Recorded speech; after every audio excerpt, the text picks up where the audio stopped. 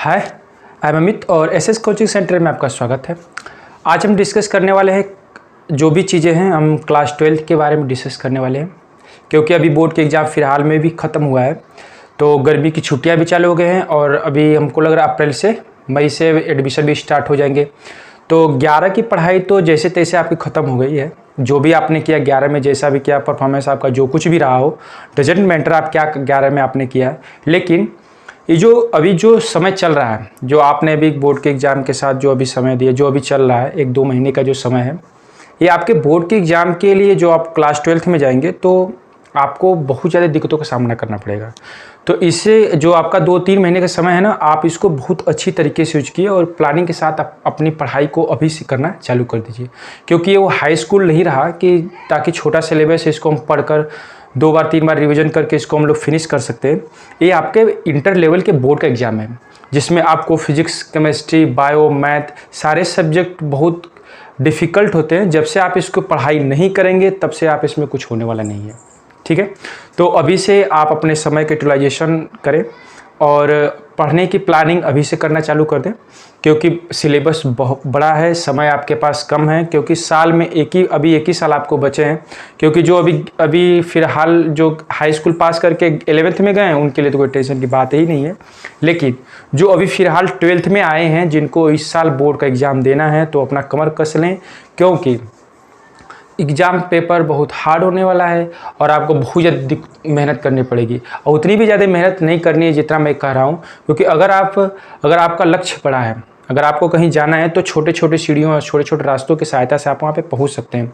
इसीलिए आप रोज़ डेली पढ़ाई करें और डेली बेसिस पे आप कोई भी चीज़ पढ़ें, रिविज़न करना चालू कर दें। और आज हम डिस्कस करने वाले फिजिक्स का सिलेबस कि हमें कितना पढ़ना है, और हम आपके साथ जुड़े रहेंगे। अगर आप चैनल पे अगर फर्स्ट टाइम आए तो लाइक और सब्सक्राइब जरूर कीजिए, ताकि हम लोग जो भी हम फिजिक्स का जो भी हम चीज़ पढ़ें वो आपके पास तुरंत नोटिफिकेशन चले जाए और हमसे आप जुड़े रहें। तो हम फिजिक्स का और केमिस्ट्री दोनों का सिलेबस के साथ अपना कोचिंग इंस्टीट्यूट के जो भी चैप्टर हम लोग स्टार्ट करने वाले हैं, तो आप हमसे बने रहिए। आज हम सिलेबस ही डिस्कस किया जाएगा कि हमें क्या फिजिक्स में पढ़ना है और हमारे फिजिक्स को पढ़ने के लिए प्लानिंग क्या होनी चाहिए, क्योंकि सिलेबस बड़ा है। अगर हम उसका प्लानिंग अगर बना लेंगे, तो अगर प्लानिंग से पढ़ाई करेंगे तो एक भी चीज़ें मिस नहीं होगी, ये हमारा वादा है। तो चैनल में बने रहने के लिए लाइक और सब्सक्राइब जरूर कीजिए। हम डिस्कस करने वाले हैं फिजिक्स में।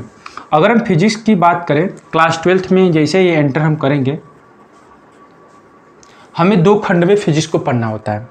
फर्स्ट खंड हमारा पार्ट 1 है, पार्ट 1 और पार्ट 2। खंड ख इसको बोला जाता है। खंड ख में हमें टोटल 1 2 3 4 5 1 2 3 4 5 यानी कि टोटल 5 यूनिट्स इसमें पढ़ना पड़ेगा, और खंड ख में 4 यूनिट हमको इसमें पढ़ना पड़ेगा। इसमें पर यूनिट वाइज आपको यहाँ पे नंबर का वेटेज भी दिया गया है। जैसे अगर फर्स्ट अगर यूनिट की बात करें, स्थिर विद्युत की, ये 8, इसमें आपको 8 नंबर इसका वेटेज है, जिससे 8 नंबर के क्वेश्चन इसमें से आते हैं। क्योंकि आपको पता है कि जो हमारा बोर्ड का एग्जाम होता है टोटल 17 नंबर का होता है, बाकी सब प्रैक्टिकल होते हैं। तो हमें उसी हिसाब से अपना पढ़ने का प्लानिंग सारा चीज़ को करना पड़ेगा, ठीक है। सेकेंड चैप्टर आता है धारा विद्युत की, जो कि 7 नंबर का वेटेज है। उसके बाद थर्ड नंबर आता है धारा का चुंबकीय प्रभाव तथा चुंबकत्व। फोर्थ यूनिट आती है आपका वैद्युत चुंबकीय प्रेरण तथा प्रत्यावर्ती धाराएं, और 5 यूनिट आपकी होती है वैद्युत चुंबकीय तरंगे, ठीक है। यानी कि आपका क्वेश्चन पार्ट क और आपका पार्ट ख। अगर पार्ट ख की अगर बात किया जाए तो इसमें आपको पढ़ना है प्रकाशिकी, सेकेंड आपको पढ़ना है द्रव्य और द्वैत प्रकृति प्रकाश की पढ़ना है, परमाणु तथा नाभिक इसके बारे में आपको पढ़ना है, और इलेक्ट्रॉन की युक्तियाँ वो भी आपको पढ़ना है। ये सारे यूनिट्स हैं, और इस यूनिट्स में आपको चैप्टर है जो आपको छोटे छोटे चैप्टर्स हैं, इसको आपको फिनिश करना है, ठीक है।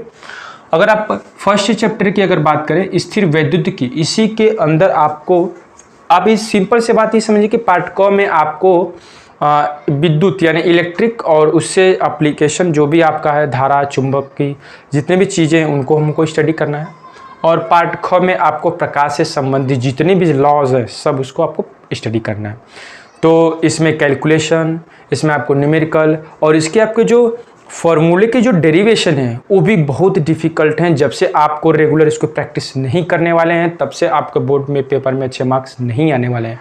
तो आपको अभी से क्या कहें कि लग जाइए आप इसको, और जब तक 1 साल मेहनत करिए, और 1 साल मेहनत के बाद अगर आप करते हैं तो इंटर में आपका अगर परसेंटेज अच्छा अगर आता है तभी आप कहीं स्टैंड हो सकते हैं। मैं नहीं कहता हूँ कि आप अच्छा इस परसेंटेज लाएं, लेकिन कम से कम इतना परसेंटेज लाएं ताकि आप स्टेबल हो और आपके पास कम से कम नॉलेज हो। अगर आप पढ़ेंगे तो जाहिर सी बात है आपके पास नॉलेज जरूर ही होगा। तो ये था आज हमारा कुछ सिलेबस जो हमने आपके साथ डिस्कस किया, जो हमको पढ़ना है। ठीक है, तो हम इसका फर्स्ट जो चैप्टर है हम जिसको डिस्कस करने आने अगले वाले वीडियो में, तो इसके लिए आपको लाइक और सब्सक्राइब ताकि करें, ताकि आपका जो फर्स्ट चैप्टर है हम पूरे फिजिक्स को हम चैप्टर वाइज डिस्कस करने वाले हैं। अगर आप न्यूमेरिकल यानी कि अगर आप इसका मॉक टेस्ट ज्वाइन करना चाहते हैं तो हमारे एप्लीकेशन प्ले स्टोर पे जाएं, एसएस कोचिंग सेंटर ज्वाइन करिए और हमारे एप्लीकेशन को डाउनलोड कीजिए ताकि आपको वहां से मॉक टेस्ट वहां पे आप डेली करें। क्योंकि आपको ये पता होना ही चाहिए कि 20 ऑब्जेक्टिव टाइप के क्वेश्चन भी बहुत ज़्यादा वेटेज हैं और बहुत ज़्यादा इंपॉर्टेंट है आपके बोर्ड के एग्जाम के लिए। अगर आप एक ऑब्जेक्टिव टाइप क्वेश्चन की अगर आप प्रैक्टिस नहीं कर पा रहे हैं तो ये बहुत बड़ी गलती है। तो इस सब पढ़ाई के साथ साथ आपको ऑब्जेक्टिव टाइप का ही क्वेश्चन का प्रैक्टिस करना बहुत ज़रूरी है। तो अगर आप मेरे फ्री टेस्ट में ज्वाइन करना चाहते हैं तो एप्लीकेशन में लिंक आपके डिस्क्रिप्शन में मैं दे दूंगा, वहाँ से आप डाउनलोड करके फ्री टेस्ट वेबिनार ज्वाइन कर सकते हैं, जो कि पूरी तरीके से यूपी बोर्ड और सीबीएसई बोर्ड के क्लास 12 के हिसाब से ही डिज़ाइन किया गया है, जैसा कि आपके पेपर में क्वेश्चन ऑब्जेक्टिव टाइप के पूछे जा सकते हैं। ठीक है, तो आप उसको डाउनलोड करना बिल्कुल भी ना, और वीडियो को शेयर और लाइक जरूर करें ताकि आपके जैसे जितने भी फ्रेंड्स हैं उनको भी ये इन्फॉर्मेशन मिले। ठीक है, तो आपको ये सारे चैप्टर अब समझ में आ गए होंगे कि उनको फिजिक्स कैसे पढ़ना है और फिजिक्स की कैसी प्लानिंग है। तो हम अगले वीडियो में फिर से आपके पास शामिल होने वाले हैं चैप्टर 1 लेकर के।